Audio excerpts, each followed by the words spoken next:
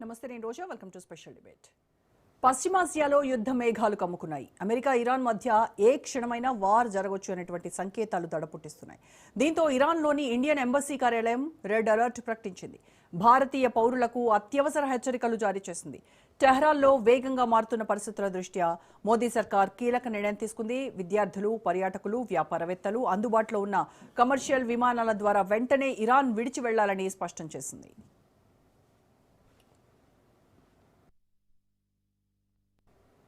ఇప్పటికే ఇరాన్ అణు చర్చలు విఫలమవడంతో అగ్రరాజ్యం అమెరికా కఠిన వైఖరి అవలంబిస్తోంది. జనవరి 5న జారీ చేసిన మార్గదర్శకాలకు కొనసాగింపుగా మళ్లీ అడ్వైజరీ జారీ చేసింది ఇండియన్ ఎంబసీ. ఆందోళనలు జరిగే ప్రాంతాలకు దూరంగా ఉండాలని సూచించింది. అలాగే ఇరాన్లోని భారత ఎంబసీతో ఎప్పటికప్పుడు సంప్రదింపులు జరుపుతూ ఉండాలని తెలిపింది.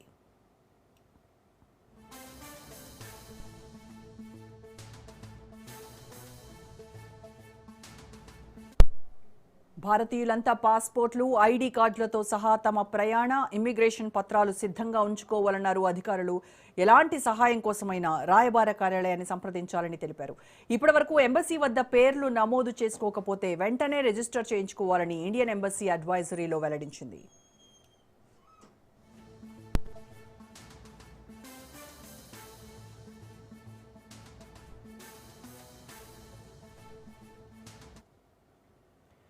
నిజానికి అమెరికా ప్రెసిడెంట్ ట్రంప్ ఆగడం లేదు. ఇరాన్ సుప్రీం ఖమేనీ తగ్గటం లేదు. ఇద్దరే సై అంటే సై అంటున్నారు. దీంతో పశ్చిమాసియాలో టెన్షన్ వాతావరణం నెలకొంది. ఇప్పటికే యుఎస్ఎస్ అబ్రహం లింకన్ వాహక నౌక సిద్ధంగా ఉంది. దక్షిణ చైనా సముద్రం నుంచి పశ్చిమాసియాకు తరలించారు. అందులో 8 స్క్వాడ్రన్ల యుద్ధ విమానాలుంటాయి. అలాగే USS Gerald R Ford Caribbean సముద్రం నుంచి పశ్చిమాసియాకు బయలుదేరింది. 5,000 మంది అమెరికన్ సిబ్బంది ఇరాన్ తీరానికి చేరనున్నారు. డియాగో గార్షియా నుంచి ఆపరేట్ చేయాలని అగ్రరాజ్యం భావిస్తోంది. అయితే అందుకు బ్రిటన్ అంగీకరించడం లేదు. యుద్ధం అనివార్యమైతే ఎదుర్కోవడానికి సిద్ధం అంటోంది ఇరాన్. ఇప్పటివరకు ఇరాన్, అమెరికా మధ్య అణు చర్చలు ఇంతవరకు కొలిక్కి రాలేదు. ఈ చర్చలు విఫలమైతే టెహ్రాన్పై దాడికి వెనకాడబోమని ట్రంప్ సంకేతాలు ఇచ్చారు. ఇక ఈ అడ్వైజరీకి సంబంధించి పూర్తి విశ్లేషణ అందించడానికి సీనియర్ జర్నలిస్ట్, సీనియర్ అనలిస్ట్ అందే సత్యం గారు మనతో జాయిన్ అవుతున్నారు. సత్యం గారు, వెరీ గుడ్ ఆఫ్టర్నూన్ అండి. సో సత్యం గారు, ఈ భారత ఎంబసీ ఈ అడ్వైజరీని ఎందుకు మళ్ళీ జారీ చేయాల్సి వచ్చిందంటారు? జనవరి 5 నుంచి కంటిన్యూ చేస్తూనే ఉంది కదా. కొత్తగా ఈ అడ్వైజరీ దీని వెనక ఉన్నటువంటి ఇంపార్టెన్స్ ఏంటంటారు? అంటే ఇరాన్లో టెన్షన్స్ ఇప్పుడు అంత సీరియస్గా ఉన్నాయంటారా? Danger bells మోగుతున్నాయా? దాని మూలంగానే ఈ అడ్వైజరీ ఇష్యూ చేయాల్సి వచ్చిందంటారా? సత్యం గారు, మీరు అప్పటి సంది చెప్పింది నాకు వినపడలే. ఓకే, సౌండ్ లేదు, మళ్ళీ రిపీట్ చేయండి. సో ఈ భారత ఎంబసీ ఇప్పుడు ఈ అడ్వైజరీని మళ్ళీ ఎందుకు ఇష్యూ చేసిందంటారు? అంటే జనవరి 5 నుంచి కంటిన్యూ చేస్తూనే ఉంది కదా. సో మళ్ళీ అడ్వైజరీ ఇచ్చింది అని అంటే అక్కడ ఇరాన్లో టెన్షన్స్ చాలా సీరియస్గా ఉన్నాయి. అందుకోసమనే అమెరికా నిజంగా దాడి చేసేటువంటి అవకాశాలు ఉండబట్టే మళ్ళీ అడ్వైజరీ ఇష్యూ చేసిందని అనుకోవచ్చా సార్? అది ముందు జాగ్రత్తగా చేసినట్టే. ఎందుకంటే ఇవాళ టెహ్రాన్లో అన్ని యూనివర్సిటీల విద్యార్థులు పెద్ద ఎత్తున మళ్ళీ ప్రదర్శనలకు దిగారు.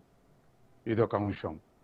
రెండవది, అమెరికా ఏ టైంలో అయినా జోక్యం చేసుకుంటామేమన్న అనుమానం ఉంది. అయితే ఒక స్టేట్మెంట్ చూస్తే తక్షణమే రేపెల్లుండి దాడి చేయకపోవచ్చు ఇరాన్ మీద అనేటువంటిది ఒక ఆశ. ఏమిటంటే ఒమన్ విదేశాంగ మంత్రి అబ్బాస్ ఒక స్టేట్మెంట్ ఇచ్చాడు. జెనీవాలో గురువారం నాడు మళ్ళీ ఇరాన్, అమెరికాలు సమావేశం కాకపోతున్నాయని స్టేట్మెంట్ ఇచ్చాడు. అబ్బాస్ స్టేట్మెంట్ చూసిన తర్వాత బహుశా ఈ 3 రోజుల్లో ఇరాన్ జోలికి అమెరికా పోకపోవచ్చు అనేటువంటి ఒక ఆల్టర్నేటివ్ న్యూస్ అవుపడుతుంది.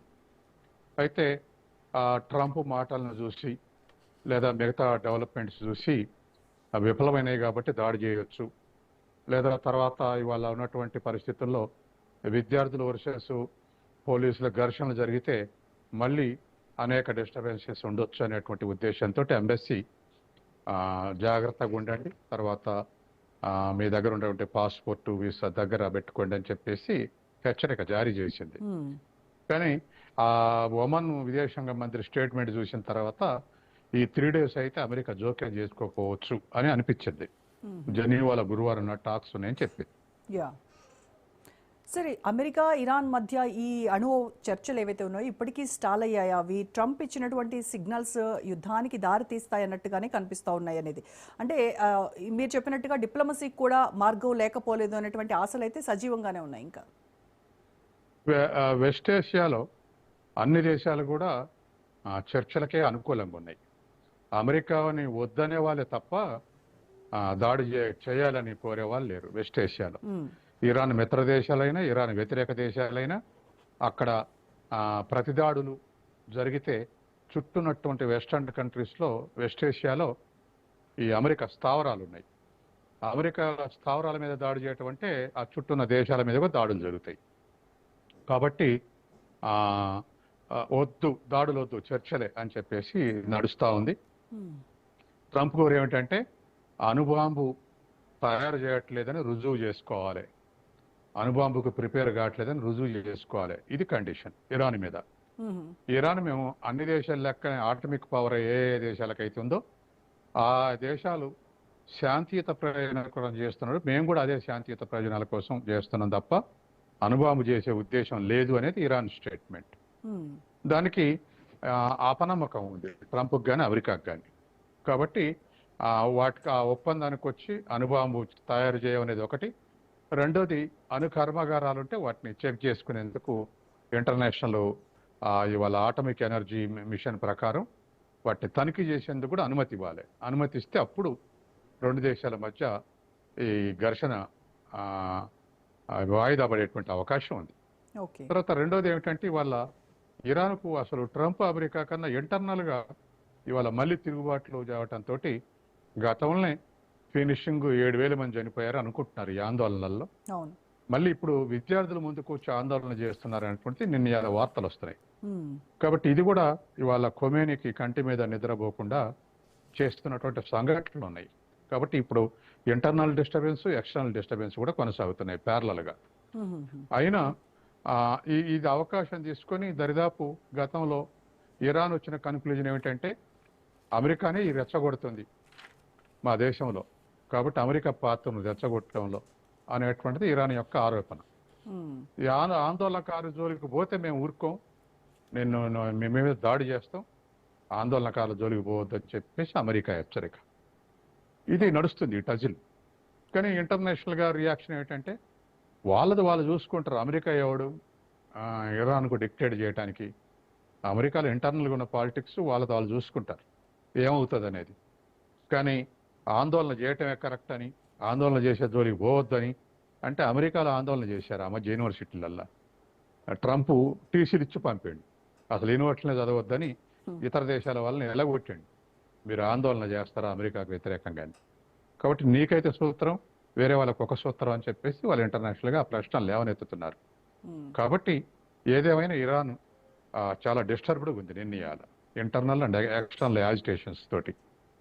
ఈవెన్ ఇప్పుడు టెహ్రాన్లో కూడా స్టూడెంట్స్ నిరసనలు తెలుపుతున్నారు కదా సార్. సో అక్కడ మన స్టూడెంట్స్, మన ఇండియన్ స్టూడెంట్స్ కావచ్చు, వీళ్ళందరి డైలీ లైఫ్ పైన ఏమైనా ఇంపాక్ట్ పడుతుందంటారా వీటి వల్ల? ఖచ్చితంగా నెగిటివ్ ఇంపాక్ట్ పడుతుంది.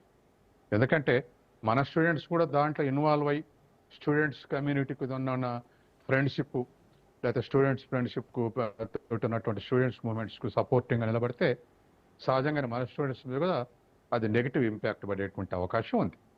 తర్వాత చాలా ఏషియన్ దేశాల స్టూడెంట్స్ కూడా టెహరాన్లో చదువుకుంటున్నారు, ముఖ్యంగా ఇస్లామిక్ దేశాల. ఎందుకంటే మిగతా ఇస్లామిక్ దేశాలు ఇరాన్ అంత మోడర్నైజ్ కాలేదు. కాబట్టి అటువంటి ఉద్దేశంతో ఇవాళ టెహరాన్లో చదువుతున్నటువంటి విద్యార్థుల మీద నెగిటివ్ ఇంపాక్ట్ పడితే మన దేశం అలర్ట్ చేసినట్టు మిగతా దేశాలు కూడా విద్యార్థులను వచ్చేయమని చెప్పేటువంటి అవకాశం ఉంది. ఇప్పుడు ఈ టెన్షన్స్ వల్ల భారత్కి ఏమైనా ఇంపాక్ట్ ఉంటుందంటారు? అంటే ఎస్పెషల్లీ ఆయిల్ కానీ, ఇంపోర్ట్స్ కానీ, ఈ ట్రేడ్ గురించి కానీ వీటిపైన ఏమైనా ప్రభావం ఉంటుందంటారు? మనకు ఇరాన్కు ఉన్నటువంటి ట్రేడు అదర్ దాన్ ఏదో స్మాల్ ట్రేడే ఉంది. కానీ పెట్రోల్ కన్జంప్షనే మనం ఇరాన్ నుంచి ఇంపోర్ట్ చేసుకుంటున్నాం. గతంలో పాత లెక్కల ప్రకారం అయితే రష్యా తర్వాత రెండో స్థానం ఇరాన్ మనం దిగుమతి చేసుకున్నటువంటి దేశం. తర్వాత గతంలో ఇంకా ముందుకు పోతే ఇరాన్, తర్వాత పాకిస్తాన్, మనం, బంగ్లాదేశ్ కూడా ఉన్నట్టుంది. ఈ 4 దేశాలు కలిసి ఇరాన్ నుంచి పైప్ లైన్ వేసుకోవడానికి ప్రయత్నం చేసినాం. అమెరికా అడ్డం తగిలి బెదిరిస్తే మనం ఊరుకున్నాం. ముఖ్యంగా మనమే వెనక్కు తగ్గాం మిగతా 3 దేశాల కన్నా ముందే. కాబట్టి సహజంగానే ఇరాన్ భారతదేశ సంబంధాలు తెగిపోవాలి, అబ్సల్యూట్గా తెగిపోవాలి అనేటువంటి ఉద్దేశం అమెరికాకు ఉంది. తర్వాత ఇరాన్ ఇప్పుడు మీకు తెలుసు కదా, హార్ముజ్లో ఏది మన జలసంధి దగ్గర ఇప్పుడు రష్యా, చైనా, ఇరాన్ ఈ మిజైల్స్ ప్రాక్టీస్ చేస్తున్నారు. వాయుసేనలో ప్రాక్టీస్ చేస్తున్నాయి సముద్రంలో కలిసి. కాబట్టి ఇలా కలిసి ఎందుకు చేస్తున్నారు అనేటువంటిది ఒక అనుమానం. అంటే అమెరికా దాడి చేస్తే దానికి వ్యతిరేకంగా వీళ్ళు ఏమైనా రియాక్ట్ అవుతారా అనేటువంటిది కూడా చర్చ జరుగుతుంది. ఇప్పుడు హర్ముజ్ జలసంధిలో విన్యాసాలు జరుగుతున్నాయి ఈ 3 దేశాలై, చైనా, రష్యా, ఇరాన్. కాబట్టి ఈ ఈ 3 దేశాలు మనకన్నా ఇంకా ఫ్రెండ్లీ కంట్రీస్ ఇరాన్ తోటి, చైనా, రష్యా, ఇరాన్. అట్లాగే మనం కూడా నెగిటివ్ కాదు, పాజిటివే, మనం కూడా ఫ్రెండ్లీ ఉన్నటువంటి ఇదే. అమెరికా తోటి సంబంధాలు దిగిపోకుండా ఉండటం కోసం మనం ఎవరితోటైనా సంబంధాలు తెంచుకుంటున్నాం. ఇవాళ రష్యన్ ఆయిల్ మినిమైజ్ చేసుకున్నాం అమెరికా తోటి ట్రేడ్ డీల్ కోసం. తర్వాత ఇరాన్ తోటి కూడా చేసుకునే అవకాశం ఉంది. ఆల్రెడీ ట్రంప్ డిక్టేట్ చేశాడు, ఇరాన్ నుంచి దిగుమతి చేసుకోరు, రష్యా నుంచి దిగుమతి చేసుకోరు. ప్రధానమంత్రి మోడీ అన్నాడు, ఒప్పుకున్నాడు, వెనుజుల నుంచే దిగుమతి చేసుకుంటాడని కూడా స్టేట్మెంట్ ఇచ్చాడు. ఆయన అబ్సల్యూట్ టర్మ్లో మాట్లాడి. ఇవాళ మన దేశంలో అది ఒక ప్రతిపక్షం నుంచి ఒక క్వశ్చన్ వస్తుంది, ఏదైనా ట్రేడ్ అగ్రిమెంట్ ఉంటే కలిసి చేయాలి, కానీ ట్రంప్ ఒక్కడే ఎవడు మన దేశం గురించి చెప్పడానికి, వీళ్ళ నుంచి కొనరు వీళ్ళ నుంచి కొనాలి అనేది ఎవరు చెప్పడానికి మన సావరింటి పోయింది అన్నటువంటి విమర్శలు కూడా ఇవాళ చర్చనీయాంశంగా ఉన్నాయి. కాబట్టి ఏదేమైనా మనకు ఇరాన్కు మధ్య ఫ్రెండ్షిప్ ఉండొద్దు అనేదే అమెరికా కోరిక. తర్వాత వెస్ట్ ఏషియాలో అంతా సరెండర్ అయిపోయింది, ఒక ఇరానే ఉంది. ఇరాన్ కూడా సరెండర్ అయిపోతే ఇజ్రాయెల్కి కానీ అమెరికాకి కానీ ఇంక వ్యతిరేక దేశాలన్నీ కూడా ఏదో స్మాల్ అపోజిషన్ తప్ప పెద్ద థ్రెటనింగ్ ఉండదు. కాబట్టి ఇరాన్ లేకుండా చేయాలనేది అమెరికా కోరిక. సార్, ఇప్పుడు భారతీయులు ఇన్ కేస్ ఇరాన్ కనుక వీడకపోతే ఉండేటువంటి రిస్క్లు ఏంటంటారు? ఎంబసీ హెల్ప్ ఏమైనా ఎఫెక్టివ్గా ఉంటుందంట? ఎంబసీ రెడీగా ఉండమని చెప్పింది, తర్వాత ఎంబసీకి రిపోర్ట్ చేయమని చెప్పింది, ఏ ట్రబుల్ వచ్చినా ఎంబసీకి రిపోర్ట్ చేయమని చెప్పింది. కానీ ఇరాన్ జనాభా కూడా దాదాపు 9.5 కోట్ల జనాభా, పెద్ద దేశమే. కాబట్టి ఇరాన్లో కూడా ఘర్షణలు లేని ప్రాంతాల్లో వీళ్ళు ఉండగలరా? తర్వాత పెట్రోల్, ఆయిల్ అండ్ పెట్రోల్ తీసి శుద్ధి చేయనటువంటి స్థితిలో ఏమైనా వీళ్ళకు ఉద్యోగాలు ఉన్నాయా? ఇటువంటివన్నీ కూడా చర్చనీయాంశం. కాబట్టి వాళ్ళు సాధారణంగా అమెరికా అటాక్ చేస్తే ఫస్ట్ వాళ్ళ అణుస్థావరాలు, రెండోది పెట్రోలియం ఉత్పత్తుల మీదనే దాడి చేస్తుంది. కాబట్టి ఈ 2 చోట్ల మన వాళ్ళు ఉంటే ఇబ్బంది పడతారని చెప్పేసి మీరు సేఫ్ ప్లేస్లలో ఉండండి, మీకు కష్టం అనిపిస్తే ఎంబసీకి రిపోర్ట్ చేయండి అని నిన్న ప్రకటన ద్వారా విజ్ఞప్తి చేశారు. కాబట్టి ఆ విధంగా బిహేవ్ చేసే అవకాశం ఉంది.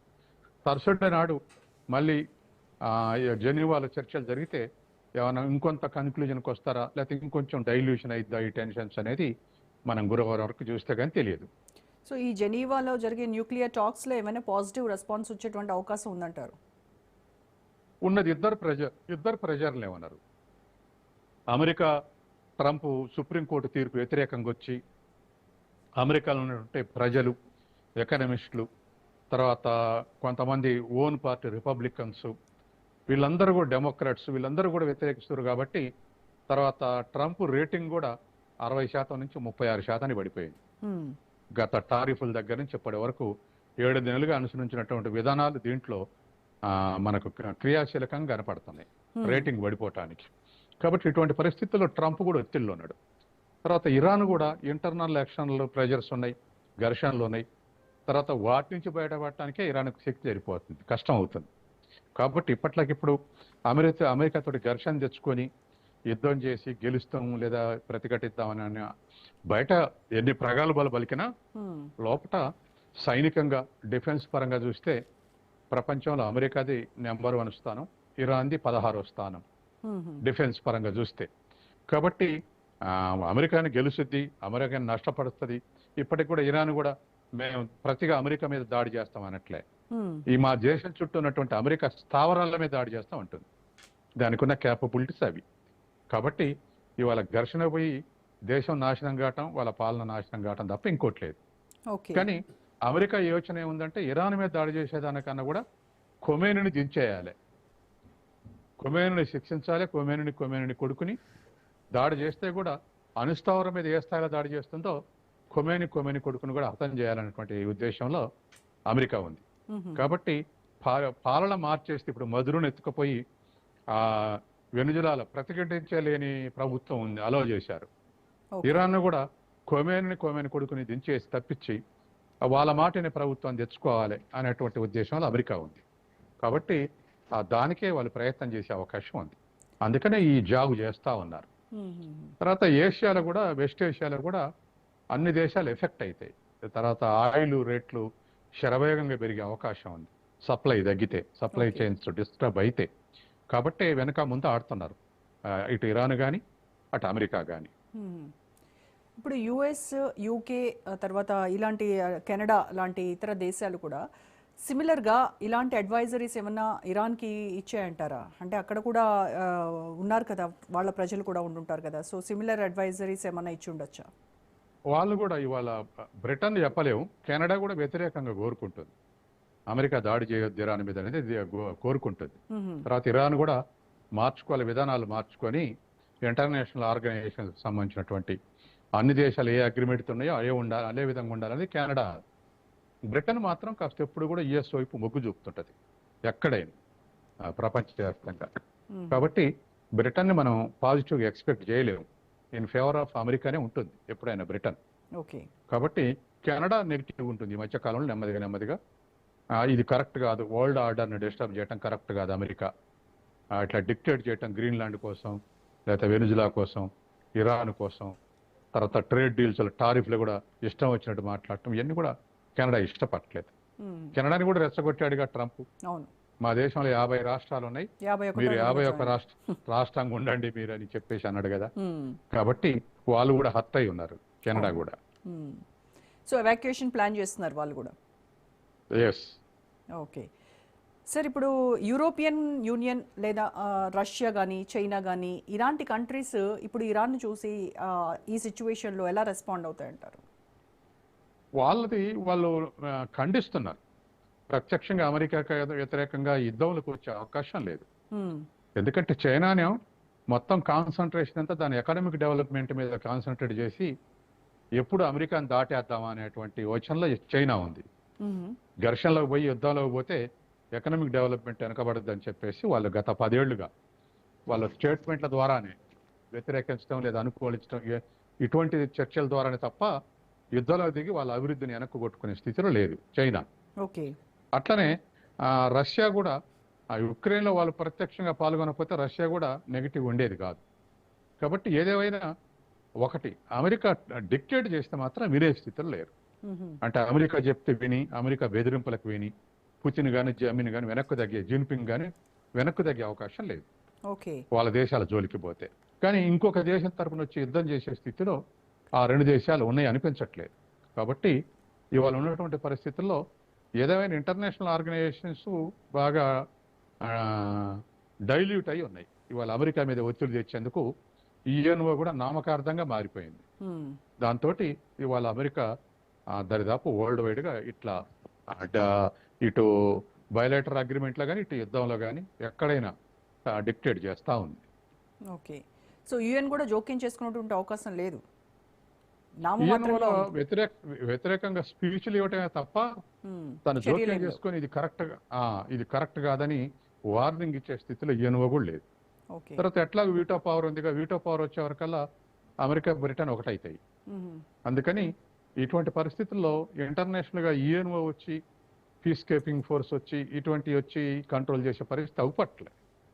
కాబట్టి అది ఏది దేంట్లోనే నామాత్రంగా ఖండించి వదిలిపెట్టడం తప్ప ఇంకా అంతకు మించి క్రియాశీలకంగా వ్యవహరించట్లేదు.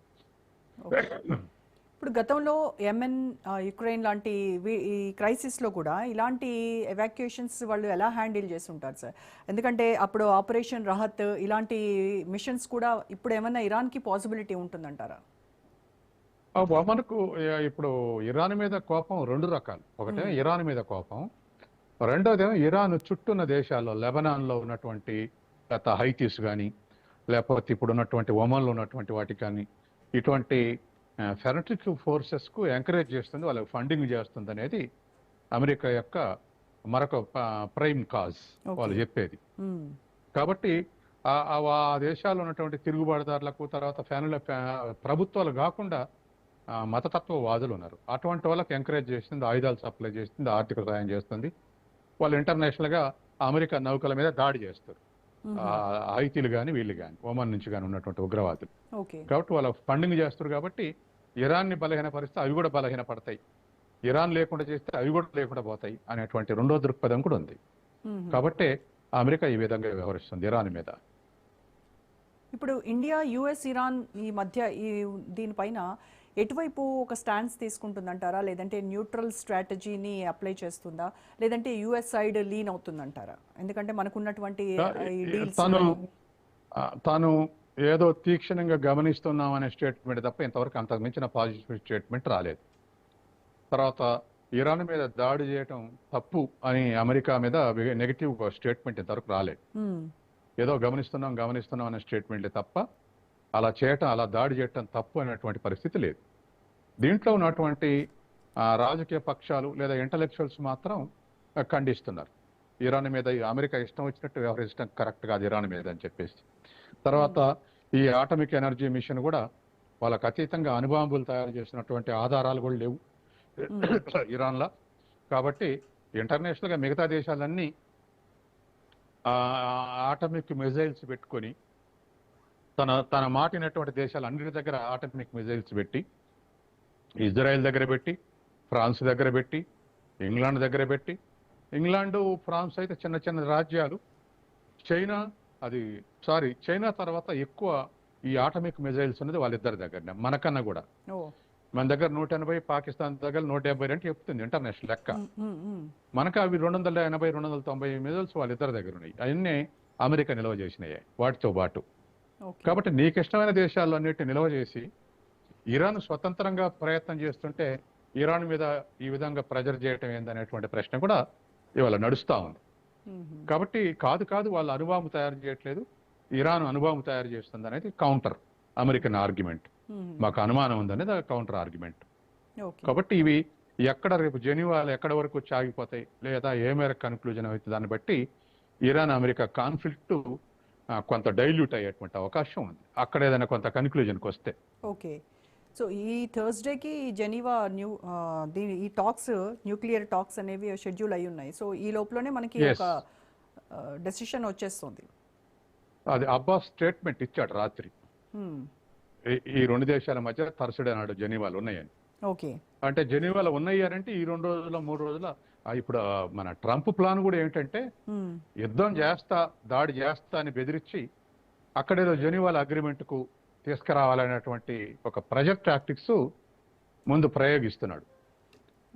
లేకపోతే డైరెక్ట్ గా గతంలో మొన్న ఇజ్రాయెల్ నుంచి 2-3 సార్లు మిజైల్స్ తోటి ఇరాన్ మీద దాడి చేసిండు ఇజ్రాయెల్ నుంచి. కాబట్టి అటువంటి దాడులు ఈ పాటికే చేసేవాడు. కాబట్టి ప్రెజర్ చేసి దానికి ఒక అగ్రిమెంట్ తీసుకురావాలన్నది దేశంలో మొత్తాన్ని తిరుగుబాటు చేయించి ఖొమేనీని దేశం నుంచి పారిపోయేటట్టు చేయాలనేటువంటి ప్లాన్లో ఉన్నాడు.